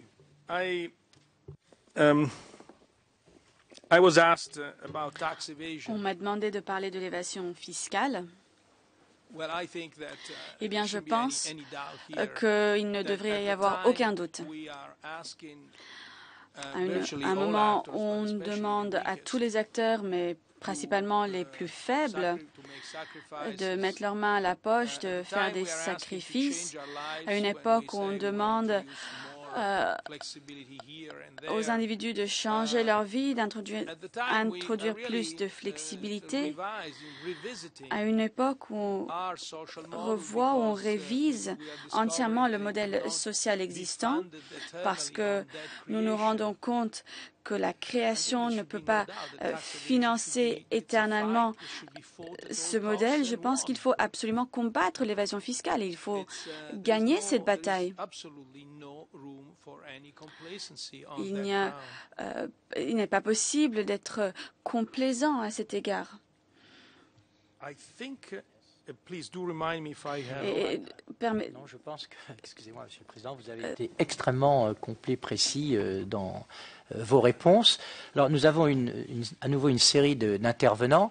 Je vais essayer d'en faire intervenir le plus grand nombre possible. Donc, je donne tout de suite la parole à Monsieur Karesh. Oui, très rapidement, Monsieur le Président, vous avez évoqué un peu la question que je veux vous poser, mais peut-être vous pouvez préciser votre réponse. Il s'agit du programme OMT. Ici, beaucoup l'ont salué. Il est contesté actuellement devant la Cour de Karlsruhe. Est-ce qu'une décision négative de la Cour de Karlsruhe par rapport à ce programme pourrait être de nature à le remettre en cause? Est-ce que juridiquement, cette possibilité existe? Deuxième point, vous avez évoqué sur l'union bancaire la supervision et l'opération vérité que la BCE va mettre en place dans les mois qui viennent, opération que je crois extrêmement nécessaire et utile. Simplement, est-ce que vous pensez que les États européens, notamment à travers la discussion sur la recapitalisation éventuelle des banques par le MES, se mettent en bonne situation pour faire face à cette échéance? Troisième point, où en est le travail entre la BCE et la BEI pour essayer d'apporter des financements, notamment aux PME qui, aujourd'hui, dans certains pays, ne trouvent plus de crédit. Enfin, quatrième question, peut-être un peu provocatrice. Est-ce que vous ne considérez pas que le cours de l'euro est trop élevé? Bien. Monsieur Lelouch. Oui, merci beaucoup, Monsieur le Président. Deux questions rapides. Une de conjoncture, Monsieur le Président Draghi. À l'heure où les taux d'intérêt remontent, notamment aux États-Unis, où la récession, malheureusement, s'installe en même temps que le chômage de masse en Europe, est-ce que vous considérez que nous sommes en train de sortir de la crise? Est-ce qu'il y a une lumière au bout du tunnel, ou bien est-ce que c'est la lumière d'un train qui viendrait en collision et aggraver au contraire les choses? Ce qui me mène à ma deuxième question, qui est une question beaucoup plus de fond. Je crois que vous avez été très franc en disant, au fond, la banque, elle a fait ce qu'elle a pu, on a fait le maximum, et vous l'avez fait. Maintenant, la question de la croissance, elle ne relève pas de moi, elle relève des gouvernements. Et vous avez décliné ça de façon très claire. Vous avez dit qu'il faut que la consolidation fiscale, c'est-à-dire la remise en ordre des dettes publiques, se fasse dans un sens qui maintienne un peu la croissance quand même. Et il faut travailler sur la compétitivité. Or, c'est sur ces deux points-là que j'observe en fait que la fragmentation dont vous avez parlé au niveau des politiques économiques, elle ne cesse de s'aggraver en Europe. Entre les pays qui font les réformes et qui, du coup, sont en équilibre, sont en excédent commercial à l'extérieur et retrouvent le plein emploi en même temps que l'équilibre des comptes publics, et ceux qui ne font pas les réformes et où, au contraire, les récessions s'aggravent en même temps que le chômage et les déficits. D'où ma question. Jusqu'à quel point peut-on continuer avec un divorce pareil, une fragmentation pareille au niveau des politiques économiques, sans remettre en question l'unité de la politique monétaire? Autrement dit, est-ce qu'on n'est pas en train d'assister de facto à une fragmentation de la zone euro et de la recréation au nord de l'Europe d'une sorte de zone Deutschmark qui ne veut pas dire son nom? Madame Rabault. Merci, Monsieur le Président. J'aurai 4 questions rapides. La première porte sur la politique monétaire. Vous avez rappelé que la BCE ne rachetait pas, contrairement à la Banque centrale américaine, d'actifs et que vous aviez prêté aux banques. En ce moment, on assiste à un remboursement des LTRO. Dans quelle proportion cela se produit-il et est-ce que ça signifie clairement une amélioration du marché interbancaire? La deuxième question porte sur une éventuelle, s'il y avait renégociation de la dette grecque, quel serait l'impact pour le bilan de la Banque centrale européenne, sachant que vous détenez à votre bilan des obligations grecques. Troisième question porte sur le système Target 2. On a vu qu'il y avait une divergence courant 2011, mais que ça avait reconvergé entre les différents pays. Est-ce que vous avez des craintes d'une nouvelle divergence, notamment pour une période future?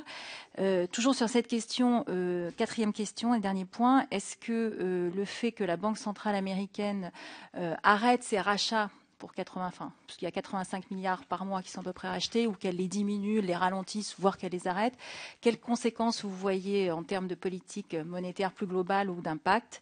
Et puis peut-être une dernière question sur la politique du repo. Comment voyez-vous le partage entre les hedge funds et les banques centrales, puisque c'est un instrument qui est utilisé par au moins ces deux acteurs? Merci.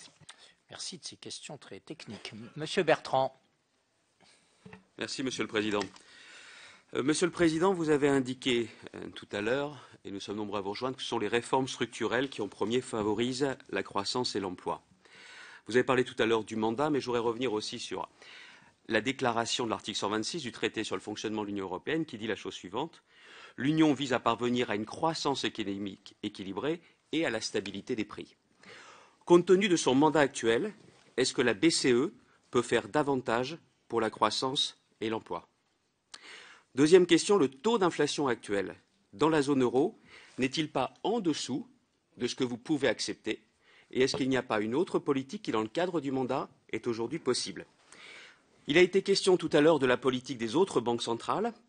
Ne faudrait-il pas envisager, si jamais les autres politiques réussissent, et notamment la politique monétaire japonaise, ne faudrait-il pas envisager alors de changer le mandat de la BCE? Parce que force est de reconnaître que ce que nous avions prévu en 91-92, que la stabilité des prix permettrait la croissance, le plein emploi, ça n'est vraiment pas au rendez-vous. Donc on voit bien qu'aujourd'hui, le mandat de stabilité des prix est soumis à une épreuve d'effet qui est terrible. Vous-même l'avez souligné, avec des mots très durs sur les niveaux de chômage. Est-ce que nous pouvons continuer comme cela? Donc est-ce que le mandat actuel permet d'agir? Et si les autres politiques réussissent, ne faudra-t-il pas changer le mandat de la BCE? Merci, Monsieur Charroux. Oui, merci. Monsieur le Président, je voudrais revenir sur le financement des PME. En effet, pour la 4e fois depuis votre entrée en fonction, la Banque centrale européenne a abaissé le mois dernier son taux directeur à un plancher historique de 0,5%. Et ce que l'on observe néanmoins est que la BCE a beau abaisser ce taux directeur et abreuver les banques de liquidités, cet argent ne parvient aux entreprises, en particulier aux PME et aux ménages d'ailleurs aussi, qui continuent d'assumer des charges exorbitantes sur les emprunts qu'ils contractent. Nous pensons que pour remédier, c'est là ma question, que pour remédier à l'assèchement du crédit aux PME, la BCE pourrait refinancer directement les crédits pour les investissements matériels et de recherche des petites et moyennes entreprises à des taux d'intérêt extrêmement bas lorsqu'ils sont créateurs d'emplois. Et ensuite, nous suggérons aussi le rachat de titres de dette publique qu'émettraient les États pour la création d'un fonds social, solidaire et écologique pour le développement des services publics et le soutien à la transition écologique, un fonds dont la répartition entre pays se ferait démocratiquement après examen de leurs besoins respectifs. Pouvez-vous nous dire, Monsieur le Président, ce que vous pensez de ces deux suggestions? Je vous remercie. Merci, Monsieur Dupont-Aignan. Monsieur le Président, vous avez au départ dit que la zone euro avait constitué de grandes avancées. Je voudrais comprendre le sens de cette formule, à moins que ce soit de l'humour, compte tenu du caractère accablant du bilan, la croissance la plus faible du monde. Les États-Unis ont eu 3 millions de chômeurs de moins depuis 2009, la zone euro 3 millions de plus. Et pire, la divergence des économies, au point que cela pose aujourd'hui un problème grave entre la France et l'Allemagne. Pourquoi? Tout simplement parce que la zone euro, l'euro a une valeur trop élevée. On voit la réussite de la politique américaine ou japonaise, mais aussi, surtout, parce qu'il y a un problème structurel fondamental que personne ne veut reconnaître, le fait de plaquer une monnaie unique sur des économies aux compétitivités différentes et notamment aussi aux démographies différentes. Alors vous avez quand même reconnu une certaine impasse, puisque en vérité, vous avez réglé le problème de liquidité. Mais vous n'avez pas réglé, parce que vous ne pouvez pas le régler, le problème de solvabilité et de différence compétitive. Vous nous proposez quoi? Une fuite en avant qui a déjà échoué. Des réformes structurelles qui sont une catastrophe dans les pays du Sud, qui nourrissent des mouvements protestataires forts, qui aboutissent à une impasse que reconnaît le FMI, la Grèce, le Portugal, l'Espagne, l'Italie et maintenant la France. Alors vous partez dans une fuite en avant incroyable, qui est une fuite en avant supranationale, autoritaire. Est-ce que vous vous rendez compte à quel point la zone euro, son échec économique et social, est en train de faire détester l'idée même de l'Union européenne? L'idée même de l'Union européenne, c'est l'idée du progrès et du respect des peuples. Or, c'est tout l'inverse que cette politique, qui n'est pas d'ailleurs seulement de la Banque centrale, qui a, si je puis dire, sauvé les meubles et retardé le délai, est en train de provoquer. La vraie question, et la seule question que j'ai à vous poser, c'est est-ce que vous avez prévu un scénario alternatif de démontage de l'euro? Est-ce que vous réalisez que les troubles sociaux et politiques vont être très forts? Et vous citiez Victor Hugo au début de votre intervention. Je crois que le peuple français n'est pas le peuple grec, ni le peuple espagnol, et que vous devez vous attendre à une crise sociale et politique en France de grande ampleur qui aboutira à la sortie de l'euro. Monsieur Barth. Oui, merci Monsieur le Président. Monsieur le Président, 3 questions rapides. La première, en 2012, la BCE a perçu 1,1 milliard de produits d'intérêt sur la dette souveraine, dont 555 millions sur la seule Grèce. Pourtant, ces produits de la BCE vont être ensuite rétrocédés en dividendes aux banques centrales nationales et les États vont, eux, ensuite verser de l'argent pour venir en aide à l'État grec. Ne serait-il pas plus simple, plus efficace économiquement et peut-être plus moral de faire payer moins cher le soutien que l'Europe accorde à la Grèce? Deuxième question sur la stabilité du système bancaire. Pour donner de la stabilité et de la sérénité aux banques européennes, on a évoqué à un moment des LTRO qui seraient, un LTRO qui serait plus long. On a parlé de 5 ans au lieu de 3 et moins cher que celui qui a été consenti fin 2011. Où en êtes-vous de les réflexions? Enfin, dernier point sur le financement des PME. Vous avez évoqué, Monsieur le Président, vous-même à un moment, la mise en place d'asset-backed securities, des ABS, pour titriser des paquets de crédits de PME qui seraient ensuite susceptibles d'être déposés à la BCE comme collatéral pour financer donc plus aisément le financement des PME. Où en êtes-vous dans cette réflexion? Merci. Monsieur Mariton. Oui, Jean Glavany d'abord, Xavier Bertrand ensuite ont repris la question du mandat. Xavier Bertrand en présupposant un peu une orientation de la réponse, mais ce débat existe, Monsieur le Président. Vous l'avez plutôt évité dans vos exposés et vos réponses jusqu'à présent. Quelles sont les considérations de la BCE aujourd'hui sur l'éventuelle évolution de son mandat? Quelles sont les dimensions positives ou les dimensions négatives que vous verriez aux évolutions du mandat telles qu'elles sont dans le débat aujourd'hui? Deuxième point, évoquant l'union bancaire et plus largement l'union économique, vous avez évoqué la question de transfert de souveraineté pour le bien. Alors, vous avez apporté un certain nombre de développements s'agissant de l'union bancaire, mais votre propos allait plus loin. De quel type, en tout cas le chapeau de votre propos allait plus loin. De quel type de transfert de souveraineté parlez-vous là? Madame Dagoma. Oui, merci Monsieur le Président. On parle de plus en plus d'une guerre des monnaies, dollar, euro, dollar yuan, euro yuan. Et le dernier épisode de cette guerre est la nouvelle stratégie monétaire du Japon initiée par Shinzo Abe via les Abenomics présentés comme étant un soutien à la croissance. À l'inverse, l'euro est souvent considéré comme une monnaie surévaluée. Pour nous, une zone monétaire doit avoir une politique de change, sinon elle se voit imposer une parité qui ne correspond pas à l'état réel de son économie. Donc, Monsieur le Président, mes questions sont simples. De quels outils l'Europe dispose-t-elle pour contrer les stratégies qui créent des distorsions de concurrence manifestes? Et ma seconde question a été posée. Vous paraît-il souhaitable de modifier le traité afin d'élever l'objectif de croissance et d'emploi au même niveau que l'objectif de stabilité des prix? Merci. Monsieur Miard. Merci, Monsieur le Président. Effectivement, vous avez mené, Monsieur le Président, une politique très accommodante en matière de taux directeurs et la mise en place du LTRO. Or, comme vous l'avez souligné, il y a un problème, ce sont les banques dans le système européen qui ne jouent peut-être pas totalement le jeu et vous l'avez vous-même critiqué. Dans ces conditions, on peut se poser la question de savoir si votre politique est efficace, puisqu'elle ne sert pas l'économie réelle, mais les banques, ce qui est une incompréhension d'ailleurs pour les peuples. Et on peut se poser une autre question qui est celle du mandat. Ne faut-il pas effectivement directement aider les États pour l'investissement par une politique de quantitative easing? Et puis j'ai une deuxième question un peu plus pimentée. Vous m'en excuserez par avance, je voudrais saluer votre courage que de présider le Titanic. Car effectivement, la zone euro, chacun le sait, elle est condamnée. Il faut regarder les choses en face. Elle est condamnée. Et je ne suis pas le seul à le dire, même si je l'ai dit depuis le début que ça ne marcherait pas, compte tenu de l'absence de zone économique optimale. Hans-Olaf Henkel, ancien président du IBM, ancien président du Deutscher Verband für Industrie, qui n'est rien d'autre que l'ancien MEDEF français. Heiner Flassbeck, chef économiste à la CNUSED, le clame. Monsieur Bolkenstein lui-même vient de dire c'est un échec, les Pays-Bas doivent sortir de l'euro. C'est quand même un comble, alors qu'ils ont défendu cette monnaie unique.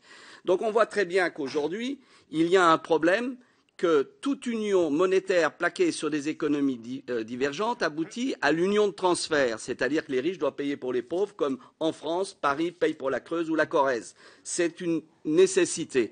Donc on voit très bien aujourd'hui que le problème, ce n'est pas... Mais je suis désolé, c'est ça la réalité. Deuxièmement, il lui reste 8 secondes. Je voudrais vous dire qu'effectivement, le problème des déficits, ce n'est pas la cause, ce sont les conséquences. Et que le problème, c'est la perte de compétitivité entre des États et des États faibles. Donc, on voit très bien qu'aujourd'hui, on est dans une impasse. Donc, très rapidement, je voudrais vous dire quel est le scénario. Est-ce qu'on risque le choc systémique parce qu'il y a un État qui peut sortir, ou est-ce qu'on se met autour de la table pour faire une autre politique monétaire et une autre structure économique? Madame Karamanli. Merci, Monsieur le Président. Très rapidement, deux questions. Beaucoup de comparaisons sont faites entre l'endettement au Japon, aux États-Unis et en Europe. Et si on dit que l'endettement dans les deux premiers pays est solvable, pensez-vous qu'il soit à terme soutenable et quels sont donc les risques alors pour l'économie européenne dans un contexte de globalisation? Deuxième question, c'est sur la responsabilité pour les instances de décision. Dans un avis du 27 novembre dernier, la BCE a indiqué que l'obligation de rendre compte est l'indispensable contrepoids à l'indépendance en démocratie. Donc depuis la crise de l'endettement privé et public qui menace nos économies, l'Union a décidé, comme vous l'avez rappelé, de mettre de l'ordre dans chacun des États membres connaissant un endettement public approchant ou supérieur à 90% du PIB. Cette politique a été mise en œuvre notamment par la Commission et la BCE. Aucune des deux institutions mentionnées n'est responsable, c'est-à-dire peut ou doit partir si elle n'a pas la confiance des citoyens de leur mandant. Comment voyez-vous donc le fonctionnement de cette démocratie particulière? Merci. Merci, Monsieur Sansi. Oui, merci, Monsieur le Président. Alors, on a vous avez décidé de baisser le taux directeur de 0,75 à 0,5% en mai dernier, donc c'est le taux historique le plus bas. Deux règlements visant à améliorer la gouvernance économique et puis aussi à renforcer la surveillance budgétaire, c'est le fameux two-pack, sont entrés en vigueur et on a un règlement qui impose aux États européens donc un calendrier des règles communes en matière budgétaire et qui donc renforce le contrôle des États placés en procédure de déficit excessif. Alors d'abord, j'aimerais savoir ce que vous pensez de la situation de la France d'ici la fin de 2014 sur ce sujet.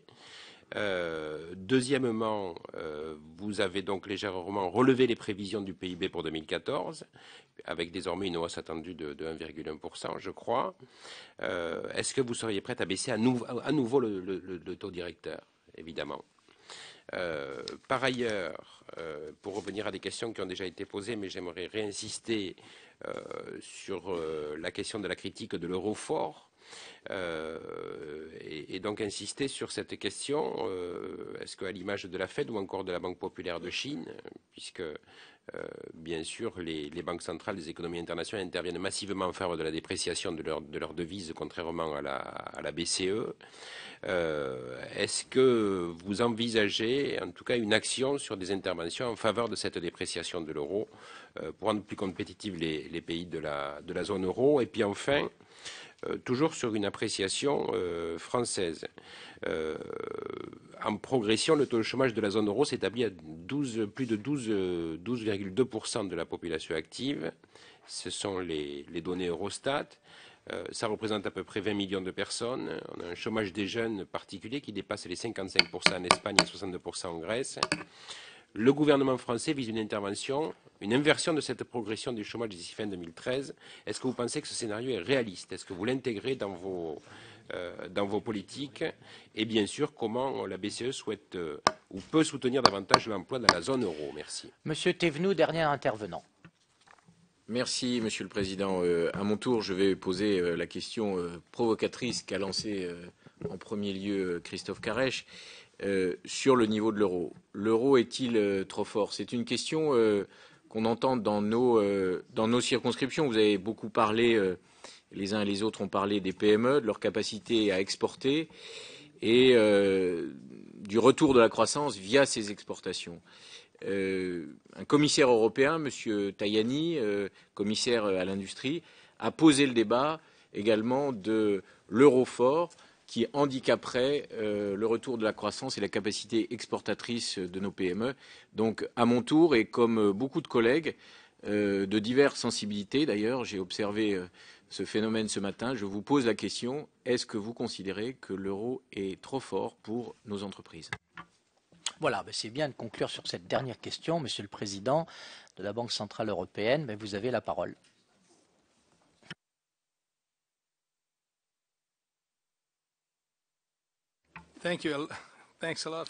Merci. Merci infiniment de vos questions, si nombreuses, si variées, si complexes. Encore une fois, tout d'abord, je voudrais traiter de la question concernant le scénario macroéconomique, les questions qui concernent ce point et les derniers développements. Certains d'entre vous m'ont demandé comment nous voyons l'année prochaine. Eh bien, nous voyons pour l'année prochaine une reprise graduelle, commençant à la fin de cette année et se poursuivant l'année prochaine. Cette reprise, je l'ai dit, viendra de différents facteurs que j'ai précisés. C'est une situation complexe qui est la nôtre actuelle. Il y a des incertitudes. En même temps, on constate des améliorations que je vais commenter dans un moment. Et il faut faire de notre mieux pour veiller à ce que ces améliorations persistent et soient suivies d'améliorations suivantes dans la zone euro. Les risques, eh bien, les risques persistent. Donc notre scénario de base voit une reprise graduelle, avec cependant des risques. Les risques sont ceux que vous avez soulignés. Chômage élevé, un chômage élevé qui mènera à une faible consommation, à une demande des foyers faibles et de faibles investissements. Alors ceci dit, quelle est notre réaction face à cette situation? Eh bien, nous continuerons à fournir une politique monétaire accommodante aussi longtemps que nécessaire, qu'il le sera nécessaire. Notre conseil de gouvernance a décidé de préserver les crédits à taux fixe jusqu'à l'année prochaine. De telle façon que ces crédits à taux fixe nous permettront de faire face à tout problème de financement auquel nous devons faire face dans les mois à venir. Mais notre politique monétaire ne va pas s'arrêter là. Comme je l'ai dit, la sortie de crise reste lointaine.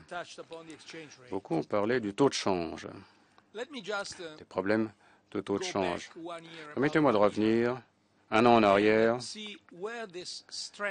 pour voir d'où vient ce taux de change trop élevé pour nous. Vous en souvenez peut-être, À l'époque, il y avait une méfiance répandue envers l'euro. Eh bien, à cette époque, le taux de change était plus faible.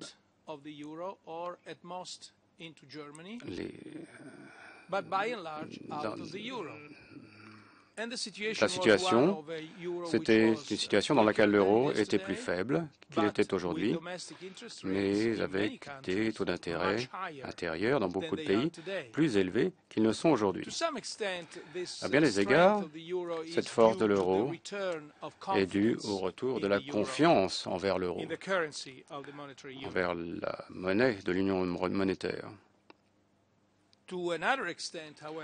Ceci dit, la force de l'euro est également provoquée par les conséquences involontaires inattendues de politiques entreprises dans d'autres parties du monde. Le taux de change n'est pas la cible de politique de la part de la BCE. Le mandat de la BCE indique que notre mandat, c'est la stabilité des prix à moyen terme. Alors, soit dit en passant, il y a une question sur le fait de savoir si le taux d'inflation n'était pas trop bas, trop faible maintenant. Eh bien, à vrai dire, les prévisions en matière d'inflation pour cette année et pour l'année prochaine sont au-dessous de 2%, bien au-dessous de 2%, souvent. Tout d'abord, il faut se méfier de cela, parce que beaucoup de choses que nous voyons maintenant viennent du prix du pétrole très bas, du prix d'énergie très faible. Donc il y a une volatilité sous-jacente dont il faut tenir compte. Mais plus important, nous devons examiner ce qu'est l'inflation, ce que sera l'inflation à moyen terme et ce que les attentes en matière d'inflation seront pour le moyen terme. Eh bien, ces prévisions restent ancrées solidement sur les 2%.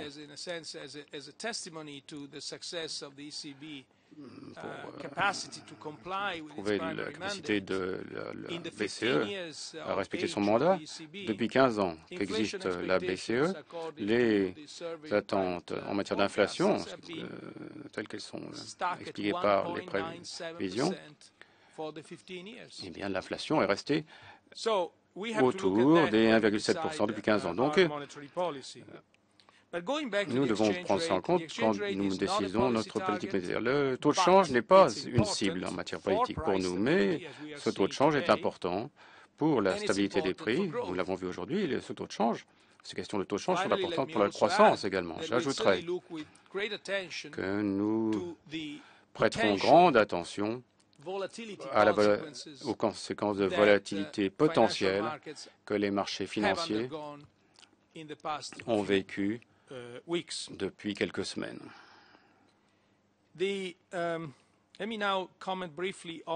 bref commentaire maintenant sur l'OMT, le programme OMT. On m'a posé une question sur Karlsruhe, sur le fait de savoir si l'OMT va être affecté. L'OMT, comme je l'ai dit, est ce qu'on appelle un backstop en anglais efficace, mesure de blocage, de secours. Si les conditions sont réunies, eh bien, ce mécanisme sera activé dans les conditions que j'ai mentionnées précédemment. Il va sans dire que la BCE est sujette à la juridiction de la Cour de justice européenne. À Karlsruhe, soit dit en passant, la BCE a été invitée en tant qu'expert et non pas en tant que partie en cause. Et donc, les jugements viseront le gouvernement allemand et le Parlement allemand. Ils seront présentés devant le Parlement et le gouvernement allemand. Je ne suis pas un avocat constitutionnaliste. Ceci dit, je dirais que l'indépendance de la Constitution allemande est indéniable et sans l'équité, également toutes les parties et tous les arguments sont pris en compte. En ce qui concerne Target 2, oui, ça c'est l'une des améliorations. Target 2 eh bien, avait une diminution de près de 20% par rapport au point le plus élevé.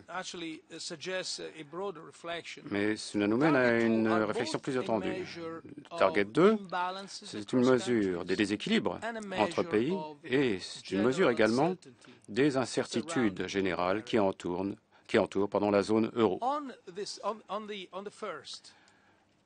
Pour le premier point, il est clair pour chacun d'entre nous qu'il est impossible d'avoir une union monétaire dans laquelle il y aurait des créditeurs permanents et des débiteurs permanents. Vous pouvez avoir des pays où il y a des créditeurs et des débiteurs pendant un certain temps, mais les rôles doivent être interchangeables. Et nous travaillons assidûment avec tous les États, toutes les institutions européennes, à créer une situation dans laquelle de grands déséquilibres ne surviendront plus. Il y a une deuxième raison pour laquelle, une raison très importante pour laquelle nous voyons que le facteur Target 2 augmente autant. C'est l'incertitude. Il faut comprendre que le but de Target, c'est de réduire cette incertitude, c'est de réduire les déséquilibres et les risques potentiels. Il y a une question sur le remboursement des LTRO. Je n'oublierai jamais, lorsque nous avons annoncé le LTRO il y a 3 ans, eh bien, il y a beaucoup de questions concernant les risques immenses que nous encourions lorsque nous allions injecter une telle quantité de liquidités dans le système. Eh bien, nous en sommes maintenant à 2 ans. 60% de l'injection nette a été remboursée. Est-ce que c'est un bon signe? Est-ce que c'est un mauvais signe, d'après vous? Eh bien, moi, je pense que c'est les deux. C'est un bon signe. C'est bon signe parce que cela veut dire que les banques peuvent maintenant se financer entre elles, d'une banque à l'autre. Elles ont moins besoin d'avoir recours à la BCE. Nous en sommes revenus à la normale dans une certaine mesure. Un monde normal, ce serait un monde où les banques se financeraient elles-mêmes sans avoir à aller voir la BCE tous les jours pour avoir de l'argent. Donc il y a un retour à la confiance envers le marché interbancaire. Mais c'est peut-être un mauvais signe, un très mauvais signe, parce que ça signifie que ces fonds, cet argent, ne se retrouvent pas dans l'économie, dans des prêts effectifs à l'économie, au monde économique. Donc il faut maintenant revenir au scénario principal, persévérer avec des politiques monétaires. Ça veut dire que nous pensons que ce retour à la confiance surviendra. Et pendant ce temps-là, nous avons appliqué toutes les mesures nécessaires que j'ai mentionnées précédemment. Mais il faut être objectif dans notre évaluation des conditions. Il y a beaucoup de questions sur le mandat, je le pense. Permettez-moi de dire que le mandat bien nous est confié par le traité.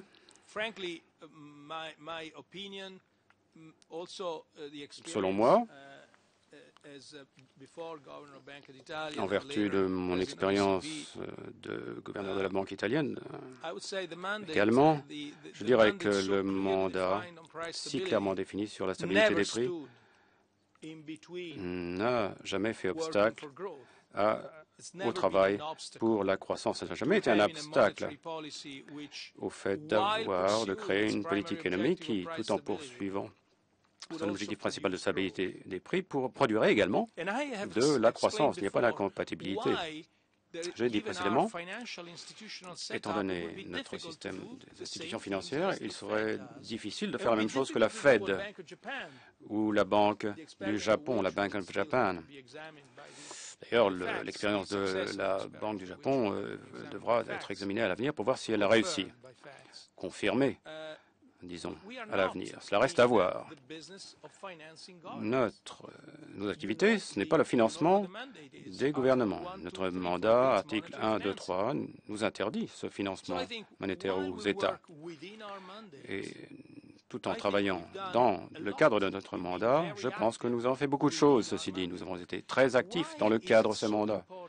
Pourquoi cette référence au mandat est-elle si importante? Petite digression ici, si vous me le permettez. Vous savez tous que les banques centrales sont des institutions puissantes. Dans le cas de la BCE, elles défendent fièrement leur indépendance. Ces trois concepts, d'habitude, ne se réconcilient pas mutuellement, ne sont pas en accord les uns avec les autres. Donc il n'y a qu'une façon de les mettre en accord, ce n'est que si la Banque centrale, particulièrement les banques centrales et la BCE, agit à l'intérieur, dans le cadre de son mandat, ce mandat qui a été établi par vous, les législateurs. Ce n'est que comme cela que les dimensions diverses des banques centrales pourront être alliées, pourront travailler de façon concertée. C'est pour ça que nous sommes si attentifs et fiers quand nous voulons rester à l'intérieur de notre mandat. Alors, en ce qui concerne ce mandat, eh bien, les discussions sur ce cadre, sur les dimensions de son cadre, sont entre vos mains et pas entre nos mains. Il y a une question sur le MSU et le financement des PME. Le Conseil de gouvernance a essayé de plusieurs manières et continue son effort visant à explorer diverses façons de faire circuler le financement dans l'économie réelle. Il y a un groupe de travail qui y est consacré à l'intérieur de la BEI. Permettez-moi de revenir en arrière. Revenons aux États-Unis. Vous avez un marché des capitaux où les actifs produits et échangés par le marché des capitaux sont mis à prix, sont échangés, sont évalués de façon transparente. Et donc, sous cet angle, d'un point de vue opérationnel, il est plus facile d'acquérir et de vendre ces actifs. Dans notre cas, nous avons des banques. Et que font les banques?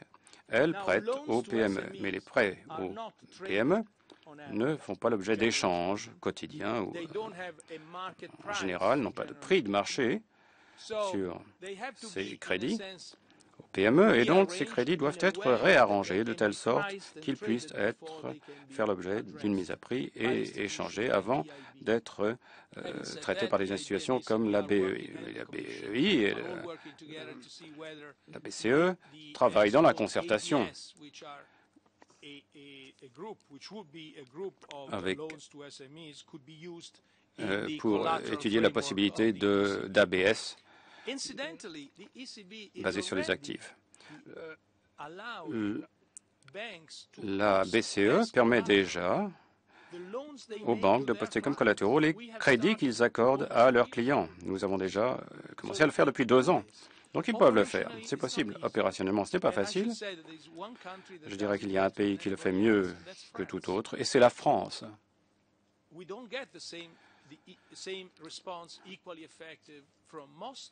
La plupart des autres pays du système euro ne réagissent pas aussi favorablement à cela. Puis-je demander à M. Noyer de prendre la parole pour dire comment nous travaillons ensemble entre les contrôleurs nationaux et la BCE? Merci beaucoup. Très brièvement, ce que nous sommes en train de construire sous la direction de Mario Draghi et de la BCE, c'est un système qui ressemble largement à ce que nous avons construit pour les tâches qui ont été confiées à l'origine à la BCE, c'est-à-dire la politique monétaire et ce qui l'entoure, c'est-à-dire la surveillance des systèmes de paiement, la circulation fiduciaire, bref, toutes les tâches que nous exerçons aujourd'hui, qui est un centre de commandement fort avec les moyens nécessaires pour exercer cette tâche de commandement et de direction à la BCE, et des troupes, des moyens, aussi bien en préparation qu'en exécution, qui sont assez largement au sein, dans ce cas précis, dans le cas de la politique monétaire des banques centrales nationales, dans le cas précis des superviseurs nationaux. Alors comment ça se déclinera en pratique?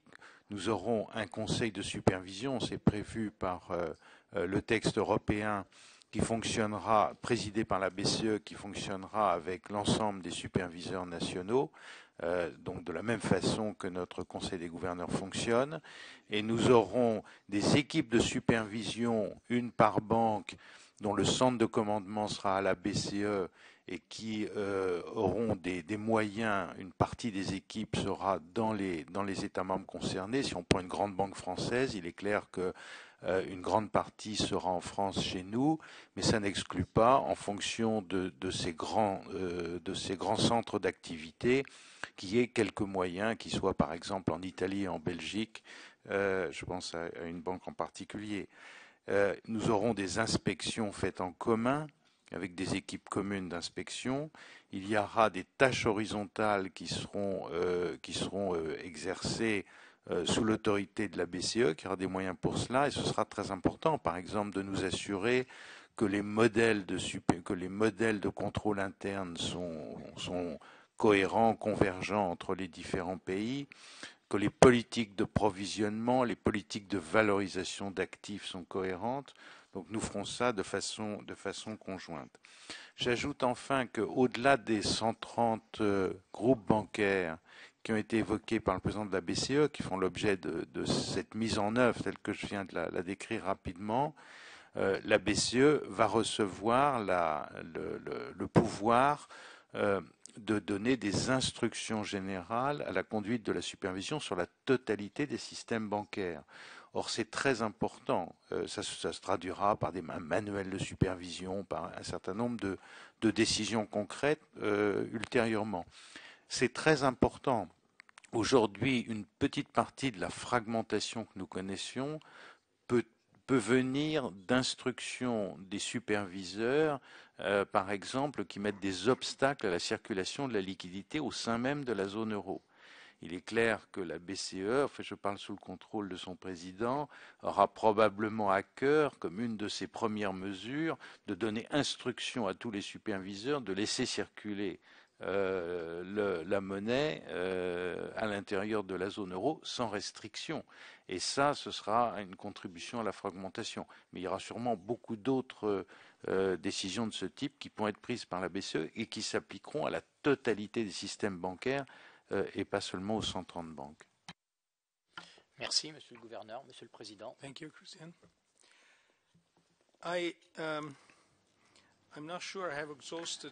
Alors, je ne suis pas sûr d'avoir répondu à toutes les questions qu'on m'a posées.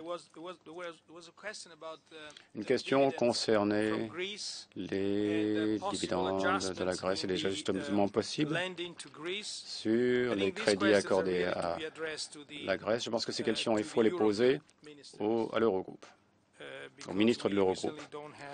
Nous, en ce qui nous concerne, nous n'avons aucun rôle à jouer dans cet aspect des choses. Une question apportée sur les transferts de souveraineté. On m'a posé la question.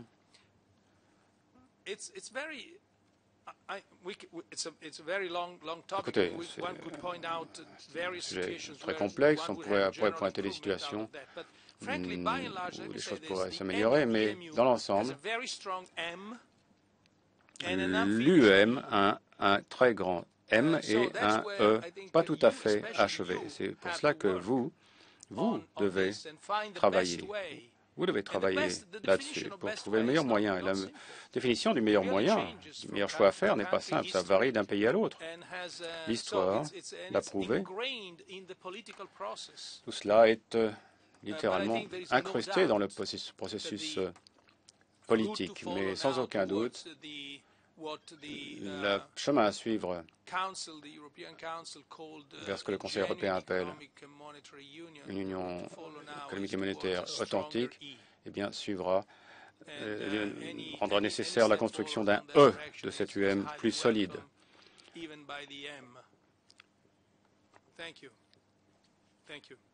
Merci.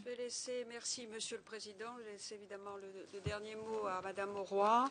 Mais je voudrais vous dire personnellement à quel point j'ai trouvé impressionnant la clarté de vos réponses et la volonté manifestée par le président de la Banque centrale européenne d'aller au bout de son mandat pour faciliter justement la reprise de la croissance et une bonne circulation des financements dans la zone euro. Je voudrais me joindre, Madame la Présidente, m'associer à ce que vous venez de dire. Cette intervention a été extrêmement intéressante et vous avez cherché à aller au fond des choses, vraiment sans détour. Nous l'avons beaucoup apprécié. Merci, Monsieur le Président. Alors, j'ai peu de choses à rajouter par rapport à ce que viennent de dire mes deux collègues. Vous avez répondu extrêmement franchement et aussi bien sur la logique de transparence que votre mandat et votre légalité. Il me semble qu'on pourrait peut-être revoir deux choses, qui est, tout compte fait, la gouvernance de la zone euro. On sent bien que c'est un substrat de notre débat, de nos discussions.